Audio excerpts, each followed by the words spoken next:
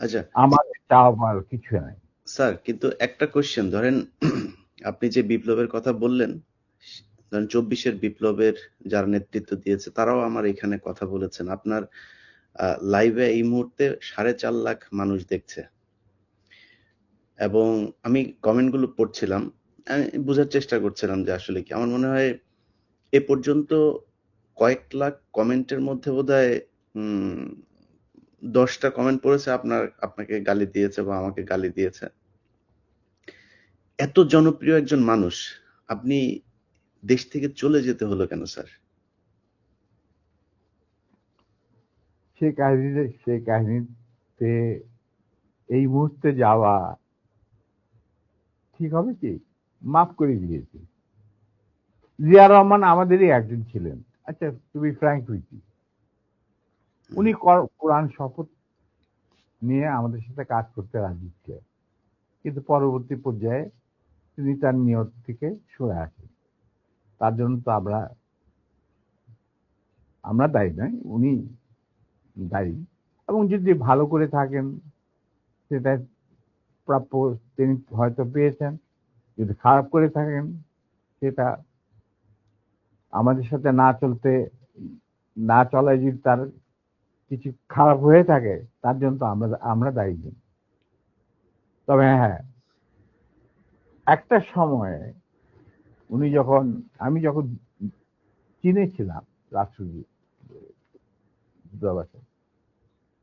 তিনি আমার বাবা কিন্তু জিয়া রহমানের ক্যাবিনেটের সিনিয়র মিনিস্টার পদে নিযুক্ত ছিলেন। কারণ আমার বাবা মনে করতেন যে আমরা আর জিয়া রহমান সব এক, কিন্তু উনি ভেতরে খবর জানতেন না। জিয়া রহমান যখন দেখলো যে তিনি সেনা পরিষদের প্রায় 4,000 লোককে মেরে ফেলেছেন তার আহ, ক্ষমতাকে কুক্ষিগত করার জন্য,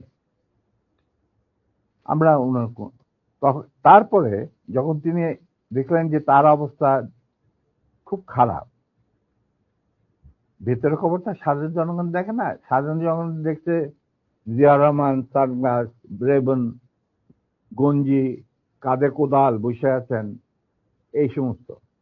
কিন্তু ভেতরে যে কি হচ্ছিল আসল ক্ষমতা কেন্দ্রে, সেই সম্পর্কে সাধারণ জনগণ জানারও কোনো স্কোপ ছিল না, তারা জানতেন না। সেখানে তার অবস্থা ছিল নরবলে, কারণ ওখানে তিনি ডিভাইড এন্ড রুল নীতি প্রয়োগ করেছিলেন, যেটা খুবই মারাত্মক আহ, একটা হুমকি ছিল তার জন্য। তিনি হয়তো বুঝতে পারেন নাই। তিনি যখন রাষ্ট্রীয় সফরে আসেন, আমার বাবাকে deputy head of the delegation করে নিয়ে আসলেন এবং আমাকে বললেন যে let us forget and forgive, তোমরা আমাদের পাশে দাঁড়াও। আমরা বললাম, স্যার এটা আপনার পক্ষে, আপনার বললেন, আমি কৃতার্থ, কিন্তু আমার মনে হয় আমাদের পক্ষে সেটা সম্ভব। কারণ এর জন্য সম্ভব না, আপনি আমাদের সহকর্মীদের রক্তে যে রক্তক্ষরণ ঘটিয়েছেন, সেই রক্ত মারিয়ে আপনার পাশে যদি গিয়ে দাঁড়াই, প্রথম গুলিটা আমাকেই যেতে হবে মুনাফেক হিসাবে। তার আমি আপনাকে